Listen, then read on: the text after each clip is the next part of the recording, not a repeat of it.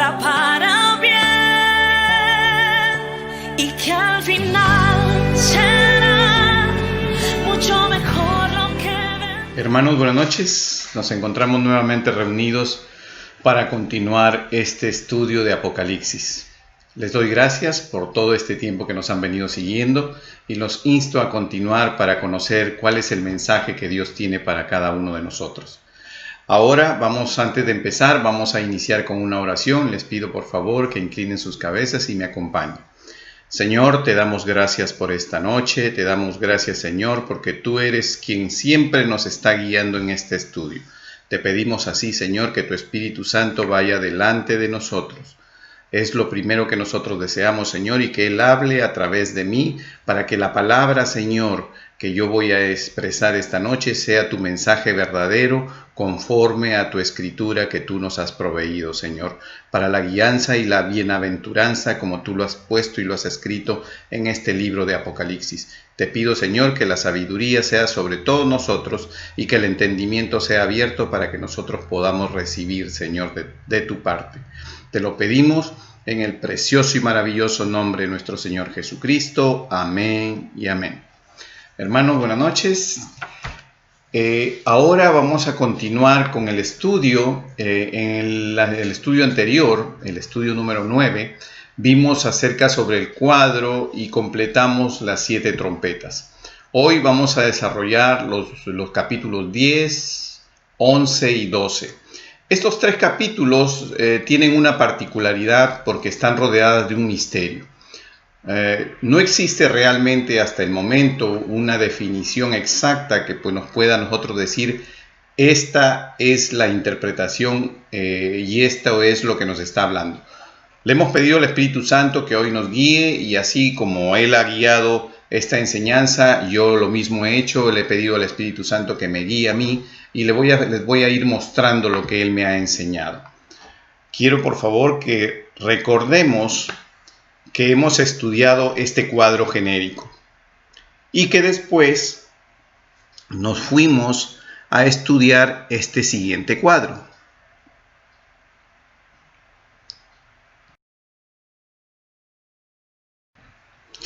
En este cuadro siguiente que ustedes ven, ustedes se van a dar cuenta que nosotros marcamos una diferencia entre lo que hubo el final de lo que es la semana número 70 y el inicio del milenio de Cristo. Quiero hacer hincapié que cuando estudiamos Apocalipsis estamos estudiando todo con respecto a lo que es la semana número 70. El juicio que se escribió, el libro que se escribió de Apocalipsis, está referido estrictamente al pueblo de Israel y a la iglesia. Pero primeramente el juicio va sobre el pueblo de Israel. Por eso es que la iglesia, hemos hablado, ya ha sido arrebatada cuando iniciamos el periodo de tribulación y los que se quedaron son los que no eran cumplidores, que solo eran oidores de la palabra, no eran hacedores de la palabra, y en cuanto a lo que es el cristianismo, y los judíos que no aceptaron a Cristo.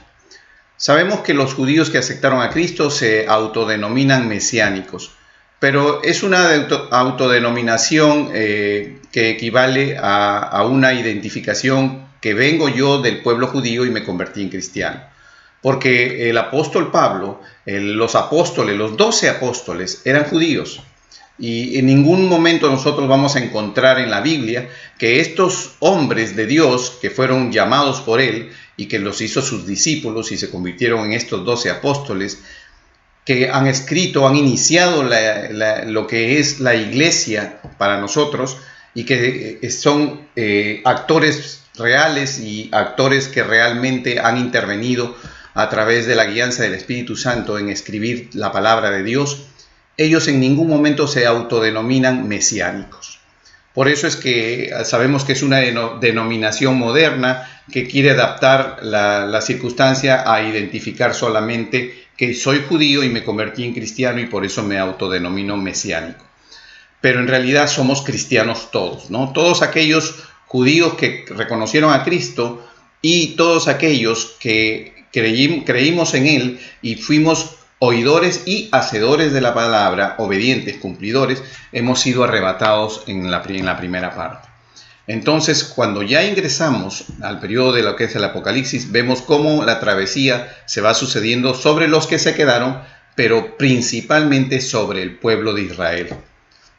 Está escrito en Romanos 11:25 que los que van a ingresar, que cuando se cerraba este periodo de gracia, era para cuando se cumplía respecto al número de nosotros, de los gentiles, que en ese momento así nos identifica. Todos los cristianos que hemos venido siguiendo a Cristo durante todo este tiempo. Ahora vamos a empezar haciendo un análisis de lo que vimos anteriormente de una manera rápida. ¿Se recuerdan ustedes que vimos todo esto? Hablamos del ángel del abismo, del anticristo, ya hemos hablado de los sellos, las trompetas, las copas, y quiero que vean esto y recuerden un poco de la clase pasada, porque esto va a tener mucha influencia a la hora que sobre todo estemos hablando ya de estos siguientes capítulos. En el capítulo 10 los invito por favor a que me acompañen con sus Biblias y en el capítulo 10 y vamos a empezar el desarrollo con el capítulo 10. El capítulo 10 es un capítulo que empieza con un subtítulo. Ya hemos dicho y hemos aclarado que los títulos que están en el principio del capítulo no fueron parte de la escritura bíblica, sino fueron agregados a lo mismo que fueron los capítulos y los versículos, para que de una manera didáctica nosotros podamos entender mejor la palabra de Dios. Entonces vamos a empezar haciendo este análisis. Apocalipsis 10, vamos a leer del versículo 1 al 3. Vi descender del cielo a otro ángel fuerte, envuelto en una nube, con el arco iris sobre su cabeza, y su rostro era como el sol, y sus pies como columnas de fuego. Me voy a detener aquí en este primer versículo. ¿Por qué? Porque usualmente vamos a encontrar interpretaciones, muchos que dicen que puede ser nuestro Señor Jesucristo. Pero definitivamente nuestro Señor Jesucristo solo tiene una identificación cuando se asocia con la palabra ángel y dice el ángel de Jehová.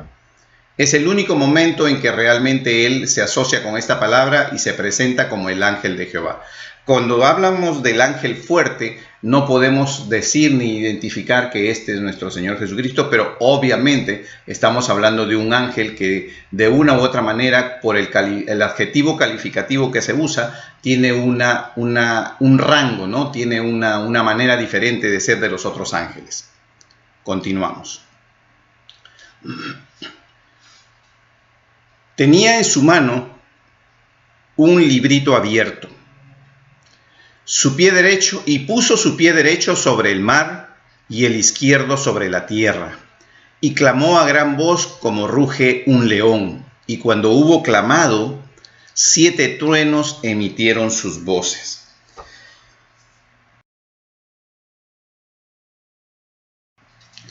¿Qué quiere decir esto?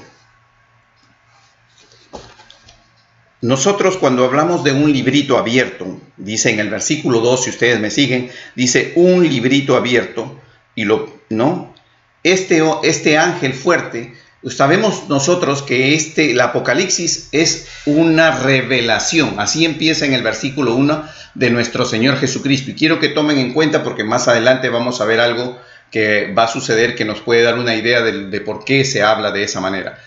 Este libro, el último libro de la Biblia, es una revelación de nuestro Señor Jesucristo. Él es directamente quien está narrando la historia a Juan y le está dando las visiones para que él vaya anotando todo lo que se le permite anotar, ¿no? Va a haber un momento, como el de vamos a seguir leyendo, en que se le dice esto no lo escribas. Pero cuando se le entrega un librito, sabemos que cuando hablamos de libros en la Biblia, estamos hablando de ¿qué? De conocimiento. Biblia significa, biblión significa libros. La palabra de Dios es un libro. Eso es lo que quiere decir. O sea que cuando él recibe un libro, recibe ¿qué? La palabra de Dios. Eso es lo que significa este libro. Recibe la palabra de Dios, pero en forma de un libro, tal cual dice el versículo. ¿no? Y dice, y tenía este ángel su pie derecho sobre el mar y su pie izquierdo sobre la tierra. ¿Qué nos está diciendo? Que este era un ángel no solamente fuerte, o sea, no solamente un ángel de rango, de categoría, sino que además tenía poder, tenía dominio. Por eso es que se para pisándola al mar y pisando la tierra, porque tiene dominio sobre esas áreas. Para eso es lo que nos está diciendo. Y dice, y clamó a gran voz como ruge un león cuando hubo clamado. ¿Qué es lo que hace el león cuando ruge? ¿Qué es lo que está diciendo? Está ejerciendo, está haciendo notar su autoridad. Entonces, sabemos que aquí nos está presentando un librito que vendríamos a considerarlo como palabra de Dios escrita. Tenemos un ángel que nos está mostrando dominio al pararse sobre dos áreas, y cuando hace la aclamación tenemos lo que es el ejercicio de la autoridad de este ángel. Entonces tenemos esos tres aspectos que vamos viendo ahora en estos versículos. Como se dan cuenta, primero se describe al ángel de la manera en que él viene, desciende, y después se describe sobre lo que este ángel tiene la autoridad sobre la tierra, el mar, y va a ejercerla. La va a hacer conocer. Continuamos. En el versículo 4 vamos a leer del 4 al 11 y lo vamos a ir explicando conforme lo vamos leyendo. Cuando los 7 truenos hubieron emitido sus voces, yo iba a escribir, pero oí una voz del cielo que me decía, sella las cosas que los 7 truenos han dicho, y no las escribas. Así es, hay todavía misterios en el Apocalipsis que no vamos a conocer, que no han sido escritos, que de una u otra manera todavía no se nos ha revelado. Cuando hay un misterio, no debemos tratar de interpretar el misterio o tratar de hallarle la respuesta al misterio, porque son misterios de Dios.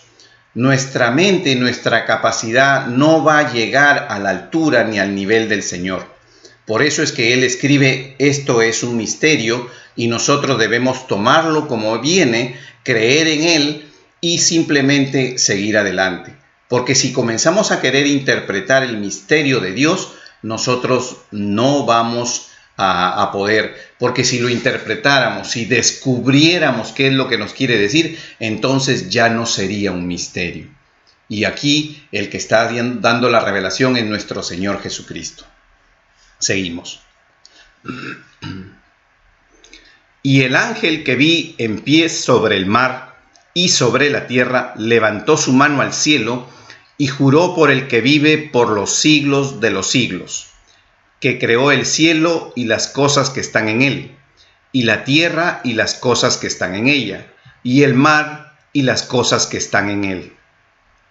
Que el tiempo no sería más, sino que en los días de la voz del séptimo ángel, cuando él comience a tocar la trompeta,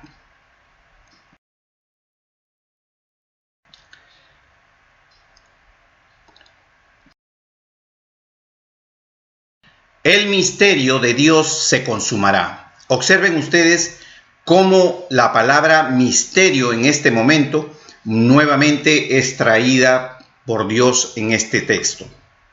¿Por qué? Porque realmente, aún siendo una revelación de nuestro Señor Jesucristo, sabemos que hay mucho misterio que está envolviendo este libro de Apocalipsis.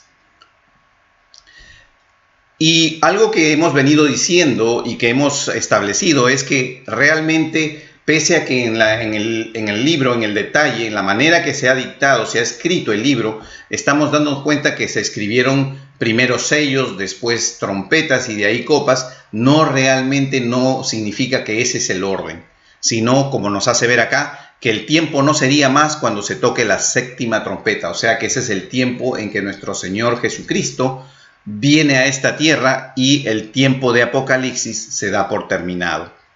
El tiempo de la semana número 70 que está escrito en el libro de Daniel. Como él lo anunció a sus siervos los profetas, la voz que oí del cielo habló otra vez conmigo y dijo: ve y toma el librito que está abierto en la mano del ángel, que está en pie sobre el mar y sobre la tierra. Y fui al ángel diciéndole que me diese el librito, y él me dijo: toma y cómelo, y te amargará en el vientre, pero en tu boca será dulce como la miel. Entonces tomé el librito de la mano del ángel y lo comí. Y era dulce en mi boca como la miel, pero cuando lo hube comido, amargó en mi vientre. Y él me dijo: es necesario que profetices otra vez sobre muchos pueblos, naciones, lenguas y reyes. Quiero que nos detengamos un momento aquí, porque les había dicho que el librito era palabra de Dios escrita. Lo que nos está mostrando, por el final de lo que está escrito en el versículo, nos estamos dando cuenta de que después de que él come el libro, después de que Juan ha comido el libro, el ángel le dice prácticamente: estás listo para profetizar. ¿Qué es hablamos de una profecía falsa, de los falsos profetas? Sabemos que no importa si somos hombres o no de Dios, no debemos nunca dejarnos usar por el enemigo. Porque aún recuerdan este pasaje en el cual Pedro le pide a nuestro Señor Jesucristo que no es necesario que él tenga que pasar todo este sufrimiento de la cruz. ¿Y qué es lo que le responde nuestro Señor Jesucristo? Apártate de mí, Satanás. Porque aún siendo Pedro un apóstol, y permitió que el enemigo lo usara, porque no miró el propósito de nuestro Señor Jesucristo. Trató de verlo con su corazón humano, sintiendo él que iba a sufrir, pidiéndole. Es así como realmente funcionan las cosas al final. Nosotros debemos ser firmes y conocedores para reconocer cuando este engañoso corazón nos está orientando por el camino equivocado. Eso es lo que sucede con estos falsos profetas, que profetizan de su corazón, profetizan pensando que soñaron y dicen: el Señor ha dicho. Lo escuchamos en este último tiempo, lo escuchamos mucho. Sin embargo, hay una advertencia muy seria al respecto y nos damos cuenta que sí, efectivamente, hasta un hombre de Dios puede ser usado por el enemigo. ¿Para qué? Para tratar de entorpecer, para tratar de poner una especie de un detenimiento, o atrasar o evitar que se cumplan los propósitos de Dios, que esa es realmente la verdadera intención del enemigo. Y no importa si yo soy un hombre de Dios reconocido, no importa si yo soy un hombre de Dios no reconocido, el diablo, el enemigo me va a usar si yo lo permito y no tengo el conocimiento de la palabra para reconocerla. Si no tengo ese discernimiento de espíritus, si el Espíritu Santo no dejo que lleve mi vida, porque a veces nuestro ímpetu hace que el Espíritu Santo lo pongamos o al lado de nosotros o atrás de nosotros para que nos siga contra nuestras ideas, y no es así. De todas maneras, aquí en esta lectura nos damos cuenta rápidamente que después de comer el libro, ¿qué es lo que le dice? Es necesario que profetices otra vez sobre muchos pueblos, naciones, lenguas y reyes.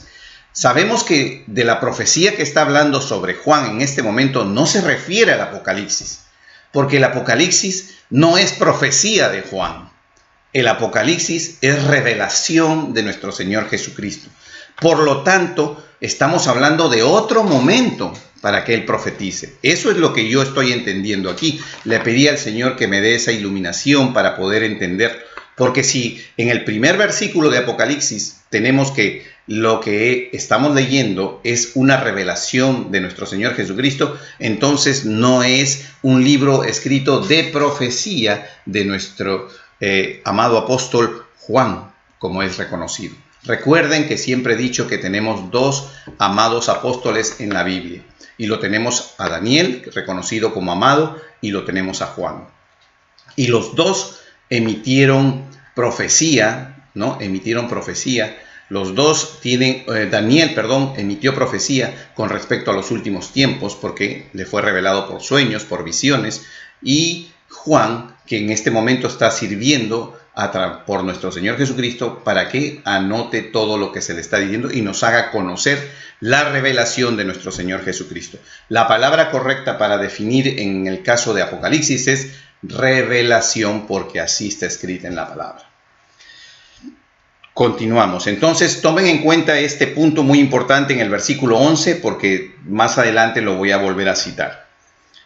Seguimos entonces haciendo ver. Como ustedes ven, el capítulo 10 corresponde a toda esta parte. No podemos hacer mayores interpretaciones porque en realidad en el capítulo 10 nosotros estamos viendo solamente la presencia de un ángel, estamos viendo la presentación de un dominio, de una autoridad de este ángel, la calidad del ángel, es un ángel fuerte, no tenemos el nombre. También tenemos que este ángel obedece una voz en el cielo, o sea que como dice Juan, cuando dice Juan ve y toma el libro, Juan no escribes lo que has escuchado decir los truenos. Hay una voz que está arriba, que está comandando, que está dirigiendo todo. Entonces vemos nosotros cómo este evento se desarrolla. No podríamos irnos a tratar de querer interpretar lo que ya la palabra de Dios no nos ha dado mayores datos. Recuerden que la palabra de Dios se interpreta primero y sobre todas las cosas por sí misma. Siempre debemos irnos a estudiar parte porque todos los 66 libros están entrelazados. En realidad es un solo libro el que nos está guiando. Seguimos entonces. Ahora, aquí hemos terminado el capítulo 10 y vamos a continuar al capítulo 11. Recuerden que todos estos capítulos que vamos a desarrollar el día de hoy son capítulos que de una u otra manera están interconectados. Son sucesos que vienen a suceder. Como vemos aquí, ahora en el capítulo 11 tenemos un subtítulo y dice los dos testigos. Vamos a leer del versículo 1 al 5.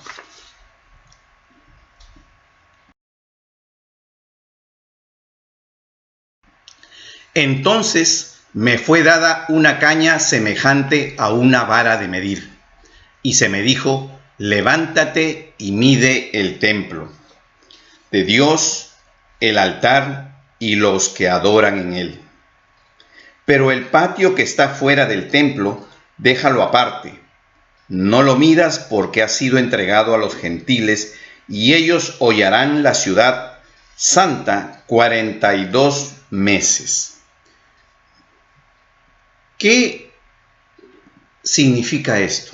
¿Qué significa tomar una caña y medir? Usualmente tenemos que cada vez que el Señor ha pedido medir o pesar, o sea, usar un elemento de medida, ya sea para peso o para distancia, significa una especie de juicio, una especie de evaluación, para determinar si estuviste o estuvimos haciendo bien o mal. Si aquellos que estuvieron en el templo de Dios hicieron bien las cosas de Dios. Y por eso dice que mida el templo de Dios, el altar, y observen ustedes a los que adoran en él. ¿Cómo puedes medir a los que adoran en él? Lo que les está diciendo realmente es, no los midas a ellos. Lo que está diciendo es, va a haber un juicio para todos aquellos. ¿Y por qué se habla del templo y se habla del altar y de los que adoran en él? Porque sabemos que cuando se inicia el Apocalipsis y viene el periodo de engaño, ¿quién se va y se construye el tercer templo? ¿Quién es el que va a entrar al tercer templo en una supuesta paz que va a crear? Es el anticristo. Y va a haber muchos que lo van a seguir. Muchos que lo van a seguir. Por eso que es necesario que nosotros conozcamos la palabra para no equivocarnos. Hasta ahora eso nos está diciendo. Y dice, pero el patio que está fuera del templo, déjalo aparte y no lo midas porque ha sido entregado a los gentiles, y ellos hollarán la ciudad santa 42 meses. Cuando habla aquí de entregado a los gentiles, no se refiere a nosotros específicamente.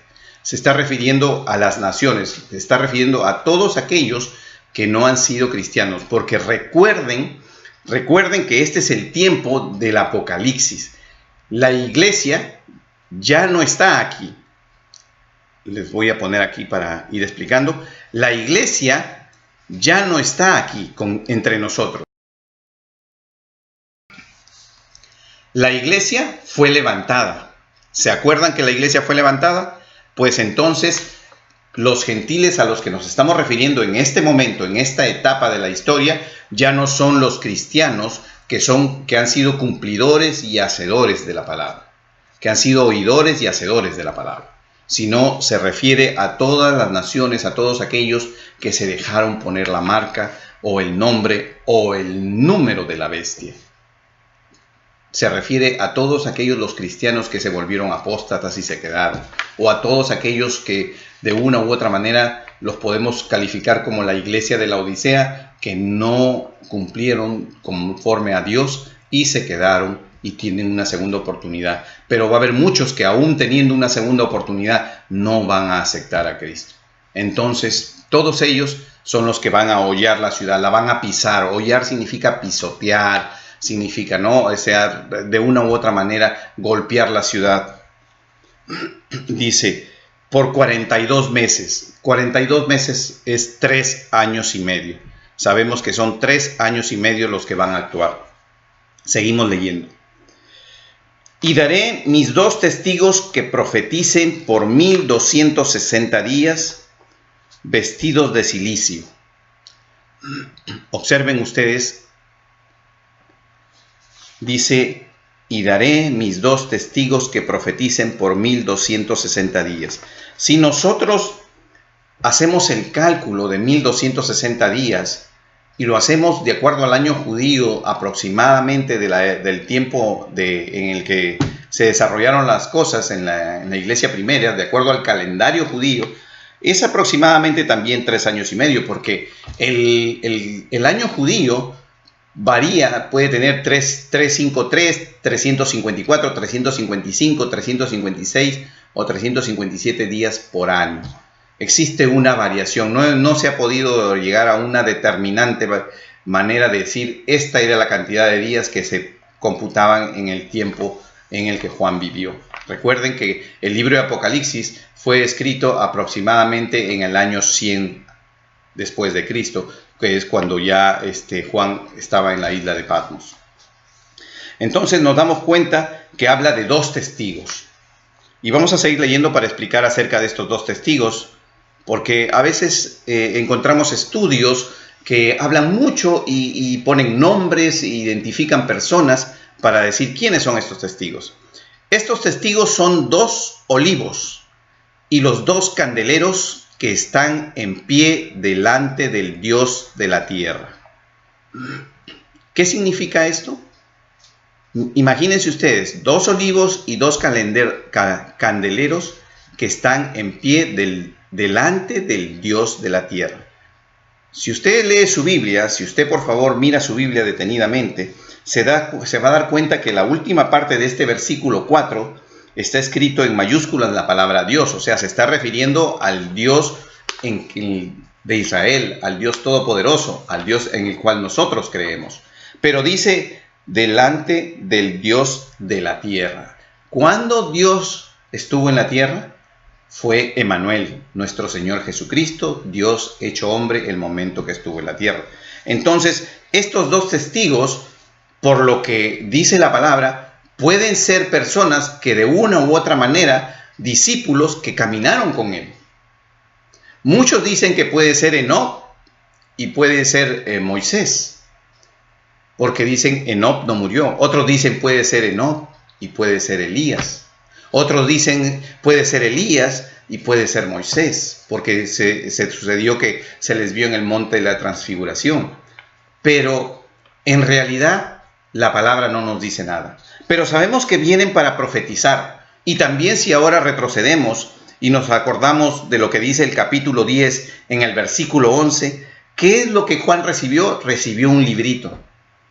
¿Y en qué término le habla? Para que profetices otra vez. Se supone que Juan después de esto ya no hace más escritura ni más profecía. No tenemos escritos de Juan después del Apocalipsis. Es el último libro con el que se cierra la palabra y después de esto Juan regresa nuevamente a lo que es Éfeso y fallece allí ya de viejo, de anciano. Entonces nosotros vamos a ver aquí que hay algo incompleto en realidad. Podría ser Juan también. Por lo que vemos y leemos en el capítulo 10, versículo 11, podríamos pensar que puede ser Juan, porque dice, sobre muchos pueblos, naciones, lenguas y reyes. O sea, profetizará para todo el mundo. ¿Y quiénes son los que van a hacer eso? Los 2 olivos. Pero déjeme decirle una cosa. No existe en la Biblia un elemento que nos pueda decir a nosotros qué persona es o qué personas son los dos testigos. Me parece que no es necesario extender un tiempo para tratar de investigar lo que el Señor todavía no nos ha revelado. Nos ha dicho que está un dato, que están en pie delante del Dios de la tierra. Sabemos que el único momento que el Dios de la tierra estuvo en la tierra es nuestro Señor Jesucristo. También es el Dios de la tierra nuestro Señor Jesucristo estando en el cielo. Pero podríamos interpretarlo que por alguna razón, sabiendo que ya sabemos que es el Dios de todo el universo, no solo de la tierra, ¿por qué esa individualización de poner el Dios de la tierra?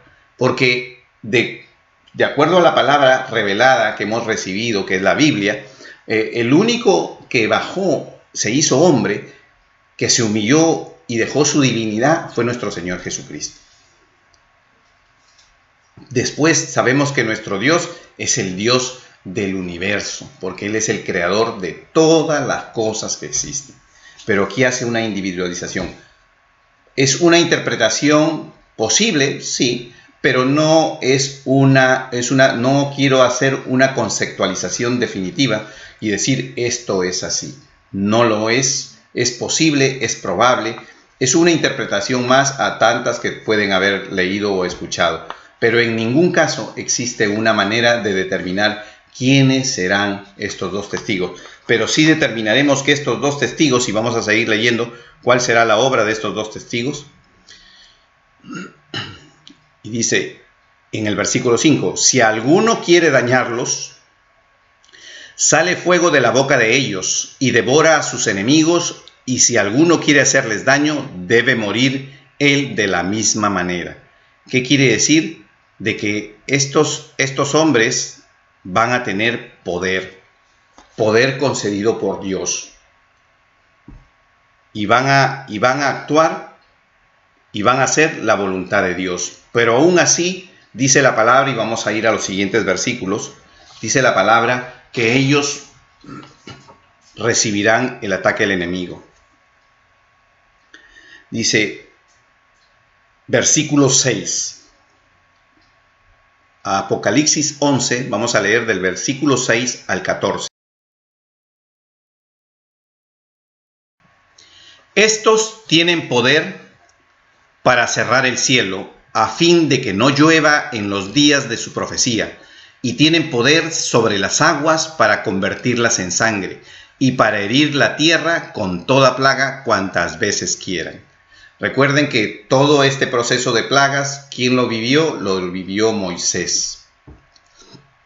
Por eso es que cuando leemos una parte podemos decir, puede ser Moisés y Juan, puede ser uno u otro, pero no tenemos definido quién es en realidad. Pero sí tendrán esa capacidad de poder hacer estas cosas. Cuando hayan acabado su testimonio, o sea, cuando hayan acabado de cumplir con lo que Dios manda, la bestia que sube del abismo hará guerra contra ellos, y miren aquí, y los vencerá y los matará. Esto es algo interesante porque pese a todo el poder que tienen, ellos van a morir, van a ser vencidos y van a morir.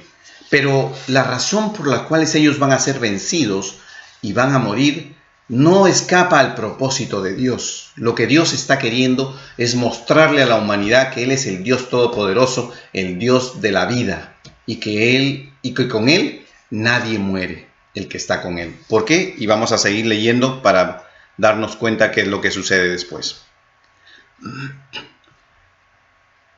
Versículo 8. Y sus cadáveres estarán en la plaza de la grande ciudad. Recuerden que la grande ciudad, estamos hablando de Jerusalén, que en sentido espiritual se llama Sodoma y Egipto, donde también nuestro Señor fue crucificado. ¿Dónde fue crucificado nuestro Señor Jesucristo? Ya sabemos, en Jerusalén. Y de los pueblos, tribus, lenguas y naciones verán sus cadáveres por 3 días y medio y no permitirán que sean sepultados. Yo quiero detenerme un momento en este versículo para hablar un poco. El versículo 8 nos habla a nosotros y nos habla primero de la grande ciudad. Sabemos que la grande ciudad o la ciudad santa es es Jerusalén. Sabemos que todo se ha movido. Recuerdan que hablamos sobre la batalla de Armagedón que va a suceder en el monte Meguido, que es Israel, donde todos los aliados van a bajar cruzando el río Éufrates, que ya ha sido secado, van a cruzar Irak y van a llegar a lo que es el monte Meguido, para lo que llamamos como la batalla del Armagedón, que es con lo que el último acción del enemigo para que dé por finalizado lo que es la semana número 70, cuando ya nuestro Señor Jesucristo entra en acción. Pero aquí vemos que dice, y que en sentido espiritual se llama Sodoma y Egipto. Observen ustedes cómo nuestro Señor Jesucristo cuando hace el relato, esta revelación, hace una separación, hace una individualización. ¿Por qué? Porque sabemos que la ciudad santa, Jerusalén, la ciudad grande, Jerusalén, pero habla de que en sentido espiritual. Cuando hablamos en sentido espiritual estamos hablando de ¿qué? Del mundo espiritual. Y dice, se llama Sodoma y Egipto. ¿Qué es Sodoma y qué es Egipto en el sentido espiritual? Sabemos lo que es Sodoma, todo lo conocemos, pero para aclarar esto de manera determinante con la palabra de Dios, los quiero invitar a que me sigan, por favor, al libro de Jeremías. Libro de Jeremías, capítulo 23, Jeremías, capítulo 23,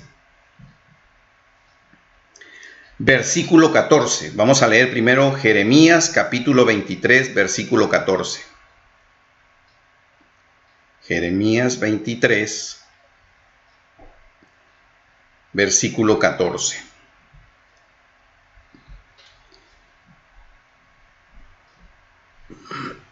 Ok.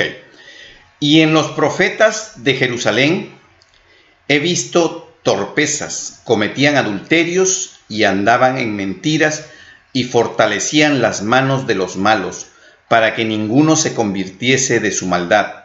Me fueron todos ellos como Sodoma y sus moradores como Gomorra. Por eso es que yo puse énfasis en lo que es la falsa profecía, porque observen ustedes cómo aquí, cuando Jeremías está hablando, dice, y en los profetas de Jerusalén. No está diciendo, y en los falsos profetas, aquellos que tienen un sello de falso profeta, sino estamos hablando de los profetas, que de una u otra manera comienzan o son guiados por el enemigo, o se han desviado, o no han podido reconocer que lo que están haciendo es equivocado, contra Dios. Porque sabemos que el pueblo judío se niega a reconocer a Cristo durante todo este tiempo, y hasta el día de hoy se ha negado a reconocer el pueblo judío. Pero aún así dice los profetas de Jerusalén. Y aquí es lo que quiero hacer ver, porque cuando estamos hablando de la parte espiritual, sabemos que el Señor tiene una especial atención para aquellos que van contra lo que es la parte espiritual de Dios. Y lo voy a poner de este ejemplo. Tenemos al rey David y al rey Saúl. Ambos fueron pecadores. Tanto el rey David como el rey Saúl fueron pecadores. Pero el rey David, los pecados que le conocemos son los pecados de la lujuria, de haber deseado la mujer de su prójimo, de haber cometido asesinato, para citar el más famoso de todos los conocidos. Sin embargo, cuando examinamos al rey Saúl, sabemos que el rey Saúl tuvo pecados espirituales. ¿Por qué lo puedo decir así? Porque de una u otra manera, primero, se le pidió que cuando vaya de guerra para los amalecitas, él matara a todo, al rey, hombres, mujeres, niños y animales. ¿Y qué hizo él? Trajo lo mejor de ese lugar. ¿Y qué es lo que le dice cuando Samuel lo reprime, le llama la atención? ¿Por qué tú has traído desobedeciendo la orden de Dios? ¿Qué le dice? Le dice, es que traje este ganado, ¿para qué? Para sacrificarlo para Dios. O sea, iba a traer y trajo un ganado de perfecto, muy dable a los ojos, pero para usarlo en el sacrificio a Dios, o sea, para usarlo en la parte espiritual para Dios. Y él estaba ahí cometiendo una desobediencia, una rebelión contra Dios, pero para la parte espiritual, a diferencia de David, que lo que deseó fue la mujer de Urías. Otra cosa más que hizo Saúl, a Saúl se le dijo que esperara antes de ir de la batalla. ¿Recuerdan la parte de la historia en que solo le dice, espera que venga Samuel para que haga el sacrificio y después vayas a la batalla, y debes esperar por 7 días? Sin embargo, Saúl se vio presionado por el pueblo, si bien es cierto, pero no esperó. ¿Y qué hizo? Hizo el sacrificio que le correspondía al sacerdote. ¿Qué significa eso? Volvió a cometer un ultraje, un pecado contra las cosas espirituales de Dios. Tomó la posición de un sacerdote que no la podía hacer. ¿Y eso qué le motivó todas esas cosas a él? Que fuera desechado por Dios. Así dice la palabra. Saúl fue desechado por Dios. Todos somos pecadores. Todos.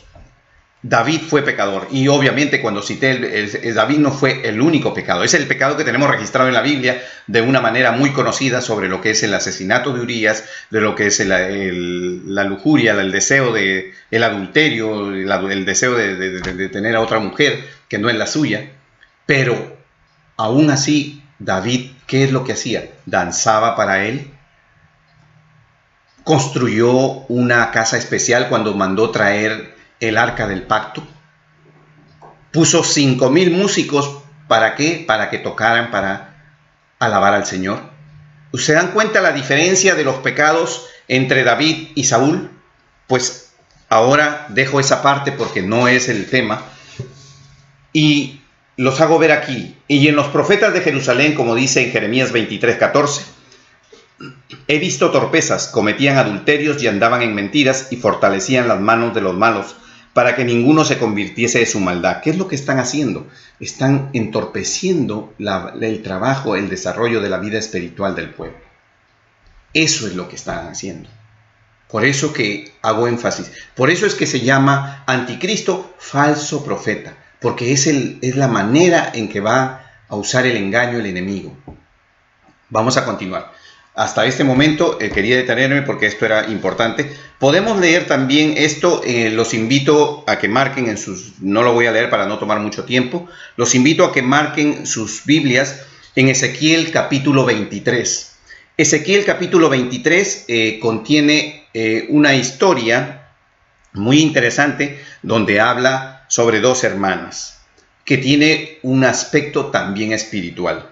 Y si nos vamos a Apocalipsis 18:4, ok, vamos a leer Apocalipsis ya que ese es el libro, Apocalipsis capítulo 18, versículo 4.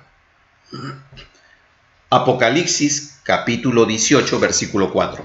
Dice: y oí otra voz del cielo que decía: salid de ella, pueblo mío, para que no seáis partícipe de sus pecados, ni recibéis parte de sus plagas. Miren lo que le está diciendo aquí en Apocalipsis. Vamos a explicar quién es el que debe salir, porque estamos hablando del Apocalipsis, de la semana número 70, del pueblo de Israel, el pueblo judío, ¿no? El pueblo de la promesa. Y le está diciendo a ese pueblo que ya se ha vuelto cumplidor, reconocimiento, ha reconocido todo. Le dice al pueblo de Israel: debes de salir, pueblo mío, para que no seáis partícipe de sus pecados, ni recibáis parte de sus plagas. Y le está pidiendo que salga. Y ahora leemos Apocalipsis 12:6. Apocalipsis 12, que después lo vamos a volver porque vamos a tratar sobre... Pero vamos a ver para aclarar esto. Dice Apocalipsis 12:6, dice: y la mujer huyó al desierto donde tiene un lugar preparado por Dios, para que allí la sustenten por 1260 días. Vamos a explicar quién es la mujer cuando entremos al capítulo 12 y hago cita de esto porque tiene que ver todo con la parte espiritual. Seguimos ahora con el estudio y la explicación.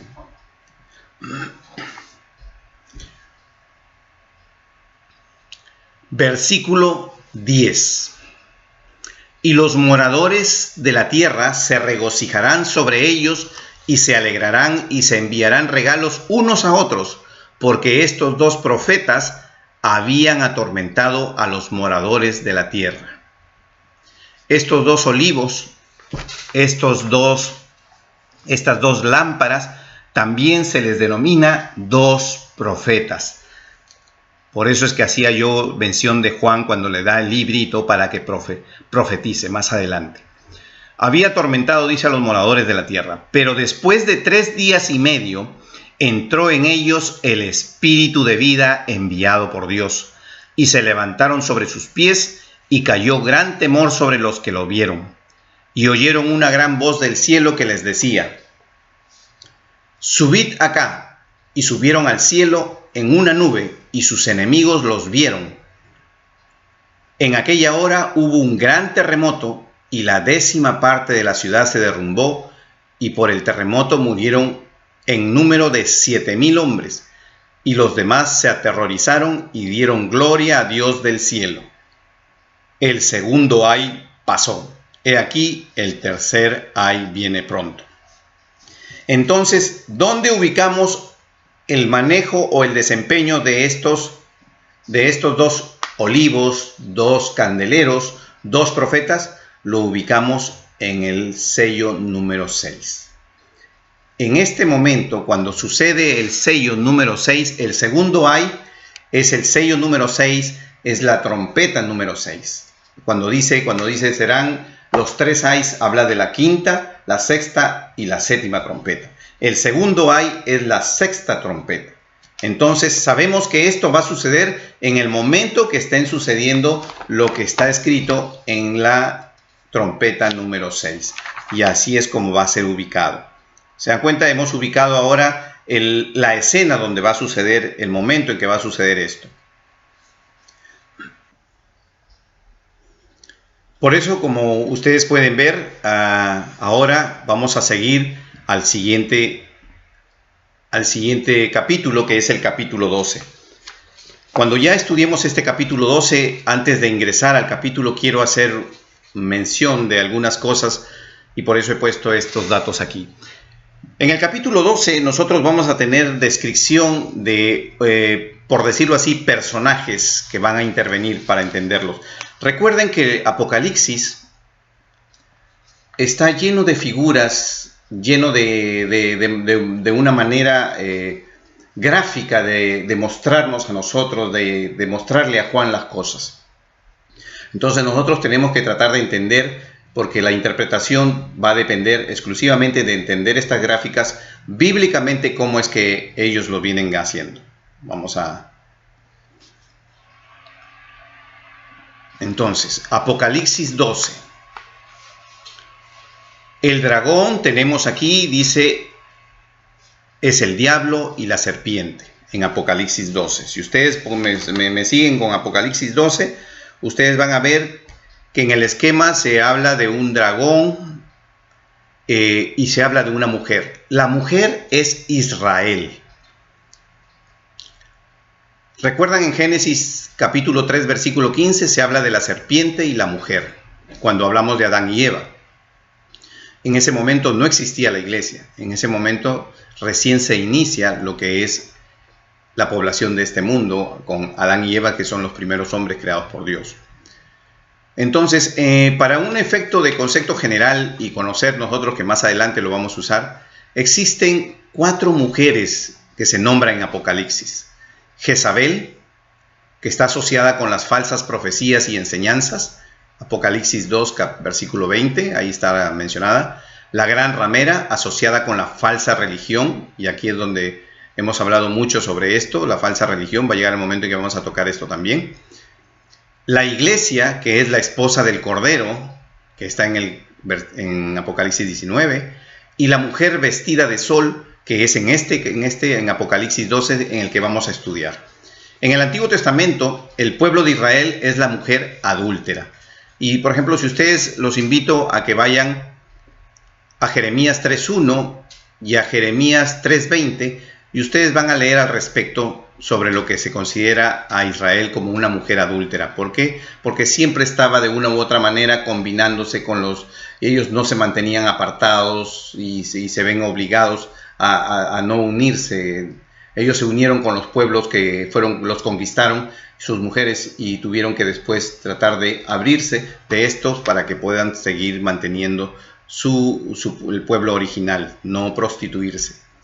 Los personajes que existen en este Apocalipsis 12, existe la mujer, que es el pueblo de Israel, el pueblo judío, y tenemos que ver la historia de Génesis, capítulo 37, del versículo 9 al 11, para entender esto. Por favor, ahora sí les voy a pedir que vayan a Génesis, capítulo 37, del versículo 9 al 11, vamos a leer. Y voy a explicarles esto para que ustedes lo vean. Ok. Dice, y esta es la historia de José. ¿Y por qué hago mención a la historia de José? Porque aquí existe la interpretación de lo que es el capítulo 12, el versículo 1. El versículo 1 del capítulo 12 de Apocalipsis dice: una mujer vestida del sol, con la luna debajo de sus pies y una corona de 12 estrellas. Observen ustedes que hablamos de sol, luna y corona de 12 estrellas. Ahora leamos Génesis 37, versículo 9 al 11. La historia de José. Soñó aún otro sueño y le contó a sus hermanos diciendo: he aquí he soñado otro sueño, y he aquí que el sol y la luna, observen, el sol y la luna y 11 estrellas se inclinaban a mí. ¿Por qué 11? Porque José era la estrella número 12, eran los 12 hijos de Israel, ¿no? Los 12 hijos de Jacob, que posteriormente pasaron a ser las 12 tribus de Israel. Entonces, aquí nosotros nos damos cuenta que el Señor, en el sueño que le entrega a José, le está diciendo: esta es la interpretación cuando tú leas el sol, la luna y las estrellas y sean 12. Por eso él dice, recuerdan que José vino a ser el segundo hombre después del faraón en Egipto, y que el Señor lo usó para que Israel, el pueblo judío, se mueva, todos los hijos de Jacob se muevan, y de ahí sale ya 440 años después, sale ya lo que es el pueblo de Israel. Ya. Por eso dice, soñó otro sueño, y le contó a sus hermanos diciendo: de aquí he soñado otro sueño, y aquí el sol, la luna y 11 estrellas, porque José es la número 12. Y lo contó a su padre y a sus hermanos y a su padre. ¿Y qué hizo su padre? Le reprendió y le dijo: ¿qué sueño es este que soñaste? ¿Acaso vendremos yo y tu madre, tus hermanos, a postrarnos en tierra ante ti? Sus hermanos le tenían envidia, mas su padre meditaba en esto. ¿Y qué fue? ¿Qué es lo que sucedió? Efectivamente, se postraron ante él, porque él fue el número 2 en Egipto, porque así lo usó Dios para que pueda ingresar Jacob con sus 12 hijos, y después Moisés pueda ya libertar no a Jacob y sus 12 hijos, sino libertar a lo que es el pueblo de Israel, 440 años después. Por eso aquí en este versículo 9 estamos teniendo la interpretación exacta de lo que es. Entonces, cuando vemos la mujer, decimos es el pueblo de Israel. Vemos que también en esta historia se habla del dragón, que ya sabemos que es el diablo, Satanás. Habla de la tercera parte de las estrellas del cielo, y estamos hablando de los ángeles que están en el cielo. Pero en este caso, de acuerdo a la historia, estamos hablando de los ángeles caídos, o sea, los demonios actualmente. Y el nacimiento de un hijo varón, que es nuestro Señor Jesucristo. ¿Por qué dice que nuestro Señor Jesucristo es el nacimiento? Y vamos ahora sí a comenzar a leer y a explicar aquí.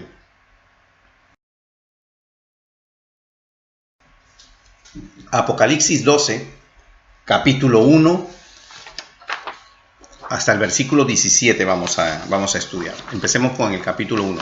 Apareció en el cielo una gran señal, una mujer vestida del sol, con la luna debajo de sus pies, sobre su cabeza una corona de 2 estrellas. Y estando encinta, clamaba con dolores de parto en la angustia del alumbramiento. Sobre esto existen diferentes interpretaciones, pero la que les estoy mostrando es la que se acerca más al texto bíblico. Estoy usando la misma palabra de Dios para identificar la manera en que tengo que interpretar, que es lo que debemos hacer. Cuando hablamos de que clamaba con dolores de parto, a la angustia de su alumbramiento, estamos hablando de que está por venir a este mundo nuestro Señor Jesucristo. ¿Y por qué estamos correctos en decir todo esto? Primero porque lo hemos visto en Génesis a través de José, y porque Jesús es judío. Y Jesús sale del pueblo judío. O sea, hay religiones equivocadas que interpretan esto de diferente manera, ¿no? Y estiman de que la mujer vestida de sol es María, ¿no? Entonces, si nosotros consideráramos que es María y que los dolores de parto es porque van a nacer a través de María, nuestro Señor Jesucristo, si ese fuera el verdadero mensaje, cuando lleguemos al versículo 17 nos vamos a dar cuenta que no hay una coherencia, que no cuadra con lo que se está diciendo el primero. ¿Por qué? Ya lo vamos a ver. Vamos a seguir entonces. Y dice aquí, una mujer vestida del sol, con la luna debajo de sus pies, sobre su cabeza una corona de 2 estrellas. Versículo 3 ahora, ¿no? Porque ya hemos leído esto. Versículo 3 dice, también, déjenme ponerles para que nos sigan, también apareció otra señal en el cielo, he aquí un gran dragón escarlata.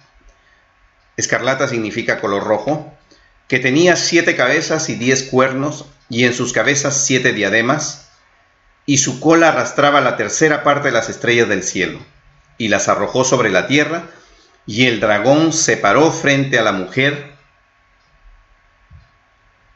que estaba para dar a luz, a fin de devorar a su hijo tan pronto como naciese. Y ella dio a luz un hijo varón, que regirá con varas de hierro a todas las naciones, y su hijo fue arrebatado para Dios y para su trono. Sabemos que estamos hablando de que el único que regirá con varas de hierro todo este mundo será nuestro Señor Jesucristo, y está hablando claramente que es acerca de nuestro Señor Jesucristo el que está hablando. Ahora, observen ustedes cómo dice aquí en el versículo 4, ¿no? Dice, y su cola arrastraba la tercera parte de las estrellas del cielo y las arrojó sobre la tierra. Y miren esta parte. Y el dragón se paró frente a la mujer que estaba para dar a luz, a fin de devorar a su hijo tan pronto como naciese. ¿Qué es lo que ha querido el diablo, el dragón, la serpiente antigua durante todo el tiempo? Él ha querido detener esto. Él ha querido evitar que él naciera, que él viniera del pueblo judío. Él ha tratado, cuando él ha combatido, cuando él ha tratado de que el pueblo de Israel se pierda y que ya no sea el pueblo de Dios, ha infundido para que adoren, idolatren, y todo lo que sucede durante los 40 años que caminan en el desierto, para que Dios abandone su pueblo. Pero Dios es fiel y Él siempre ha tomado su remanente y lo ha repuesto y lo ha hecho. Pero Él siempre ha tratado de evitar esto. Después dice, y la mujer huyó al desierto, donde tiene un lugar preparado por Dios para que allí la sustenten por 1260 días. ¿Recuerdan que estábamos hablando de que quién es el que tiene, qué mujer es la que tiene que huir? Israel. Durante el periodo del Apocalipsis, durante la semana número 70, durante el juicio de Dios sobre la tierra y sobre los hombres, específicamente sobre el pueblo de Israel, ese es el tiempo en que todos estos hombres fieles, judíos que no se dejaron poner la marca de la bestia, el número o su nombre, ellos van a ser dirigidos por Dios y movidos a un desierto. Eso es lo que nos está diciendo. Por eso dice, y la mujer huyó al desierto, donde tiene un lugar preparado por Dios para que allí la sustenten por 1260 días. ¿Recuerdan cómo el Señor llevó al pueblo de Israel por el desierto 40 años? ¿Y qué es lo que hizo? Los sustentó, les dio maná, les dio perdices, les dio todo lo que necesitaban.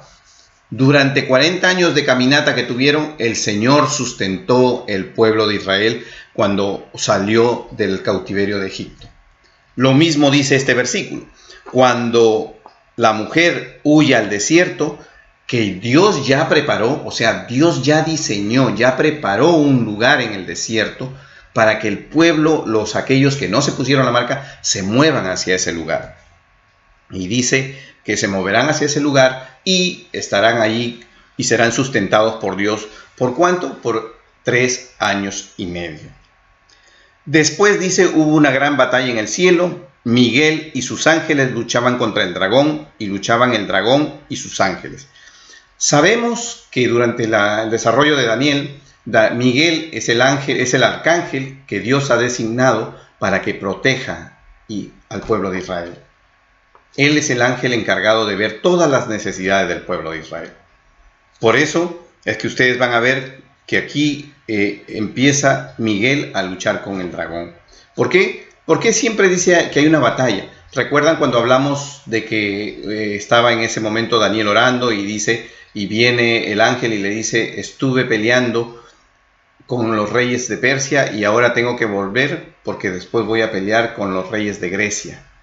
Le dice, ¿no? Y hablando espiritualmente, o sea, va a pelear ¿con qué? Con la facción demoníaca que corresponde a presionar a Persia. ¿Para qué? Para que no deje ir al pueblo de Israel, y después con lo que es la potestad demoníaca que controla Grecia. ¿Para qué? Para que no destruya lo que es la reconstrucción del templo y la restauración de Israel. Eso significaba, y lo hablamos en aquella clase. Y fue lanzado fuera el gran dragón, la serpiente antigua, que se llama Diablo Satanás, el cual engaña al mundo entero. O sea, ustedes siempre se van a dar cuenta que para todas las circunstancias estamos hablando del engaño. Siempre estamos hablando del engaño. En el versículo 9 dice, y fue lanzado fuera el gran dragón, la serpiente antigua, que se llama Diablo Satanás, el cual engaña. Por eso, nosotros debemos evitar ser engañados, y la única manera es conociendo la palabra. Entonces oí una gran voz en el cielo que decía, ahora ha venido la salvación, el poder y el reino de nuestro Dios, y la autoridad de su Cristo, porque ha sido lanzado fuera el acusador de nuestros hermanos, el que los acusaba delante de nuestro Dios día y noche, y ellos le han vencido por medio de la sangre del Cordero y de la palabra del testimonio de ellos, y menospreciaron sus vidas hasta la muerte. Por lo cual, alegraos, cielos, y los que moráis en ellos. Ay de los moradores de la tierra y del mar, porque el diablo ha descendido a vosotros con gran ira. Nos vamos a dar cuenta nosotros cómo es que ya en este momento el diablo comienza a perseguir, primero quiere evitar el nacimiento de nuestro Señor Jesucristo, y por eso recuerden ustedes que usa a Herodes para que mate a todos los niños menores de 2 años. Cuando el diablo pone esto en Herodes, no es porque él piense que Herodes quiere matar a los niños. Herodes no tenía que matar a los niños, lo que querían era matar a Jesucristo. El diablo puso esta envidia en Herodes para que matara a Jesucristo, para que no se cumpliera lo que el Señor había diseñado. Por eso es que José tiene el sueño y es movido a la tierra de Egipto. Durante ese momento nos muestra que todo el tiempo, posteriormente, cuando nosotros hacemos un análisis, decimos, ¿el enemigo se detuvo cuando esto sucedió? No se detuvo. Si usted recoge la historia a través de los años, el pueblo judío siempre ha tratado de ser exterminado. El ejemplo más claro que podemos citar, más reciente, que por decirlo así, todos conocen, es la Segunda Guerra Mundial. ¿Recuerdan a Hitler que quiso aniquilar todo el pueblo judío? Casualmente, aniquilando el pueblo judío, entonces no había manera de cumplir la profecía número 70, la semana número 70 profética, porque ya no habría pueblo judío. ¿Se dan cuenta? El enemigo siempre ha estado tratando de evitar llegar el momento de la ejecución de la semana número 70, pero el Señor siempre ha estado ahí y no ha permitido que eso suceda. Dice, y ellos han venido por medio de la... Ahora ha venido la salvación, el poder del reino de nuestro Dios y la autoridad de su Cristo. Ha sido lanzado fuera el acusador, nuestros hermanos.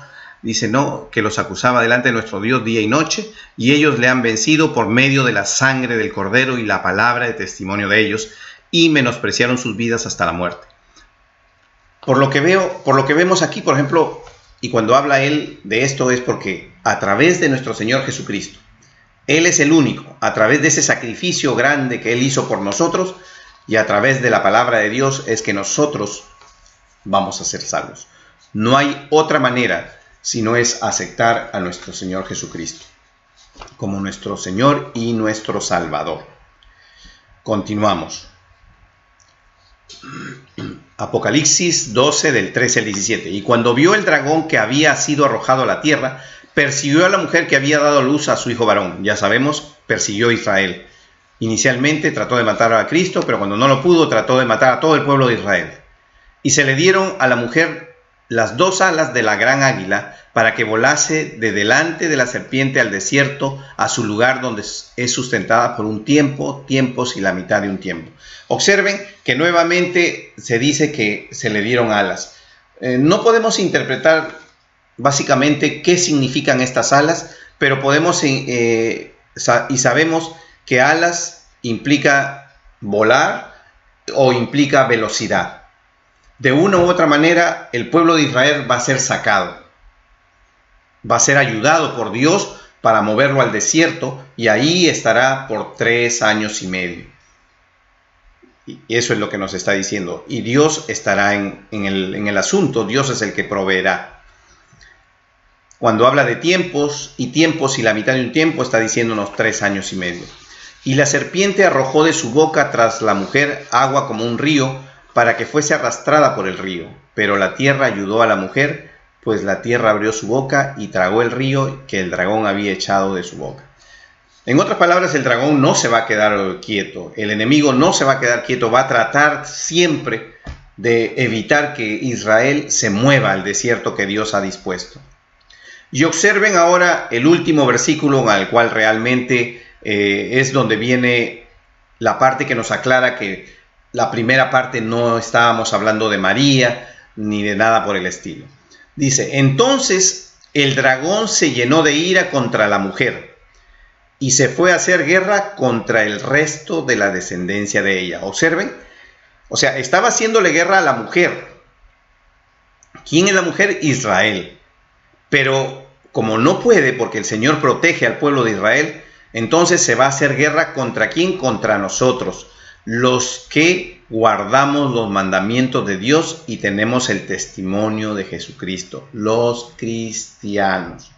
Este es el momento que cuando el dragón ve que no puede combatir a Israel, porque se ha dado cuenta a través de los años, desde los años en que José recibió a sus 12 hermanos, a sus 11 hermanos, y de ahí salió la nación de Israel con Moisés. Desde esa fecha hasta el día de hoy, él no pudo detener ni el nacimiento ni el auge del pueblo de Israel. ¿Por qué? Porque Dios protege a Israel. Dios bendice a Israel. Y eso el enemigo lo termina por entender. Entonces, ¿qué es lo que hace? Voltea recién la mirada. ¿Y qué dice el versículo 17? Dice, entonces el dragón se llenó de ira contra la mujer, o sea, definitivamente tiene la ira contra el pueblo de Israel, y se fue a hacer guerra no al pueblo de Israel, se fue a hacer guerra con el resto de la descendencia, no está hablando ya del Hijo, no está hablando de Jesús, está hablando de la descendencia de Cristo somos nosotros. No estamos hablando de María, ni estamos hablando de Jesucristo como el hijo de María, y no, se dan cuenta, no es esa la historia que nos quiere decir.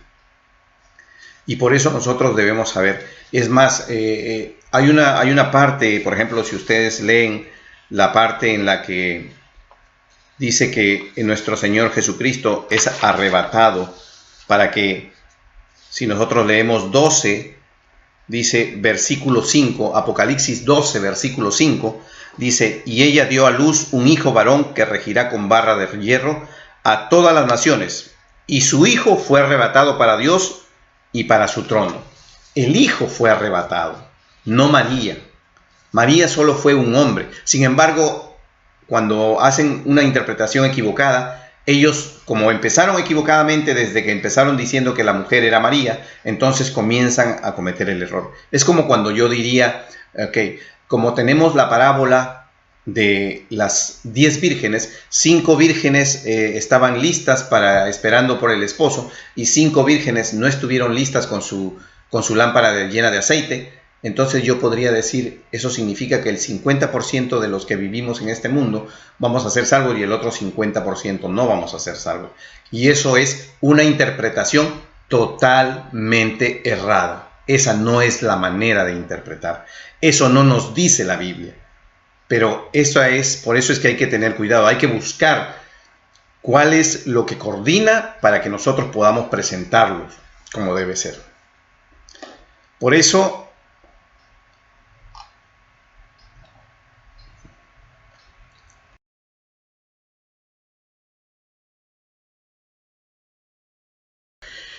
en este versículo 17, el dragón en realidad termina por perseguir a nosotros los cristianos. Hermanos, por el día de hoy he terminado.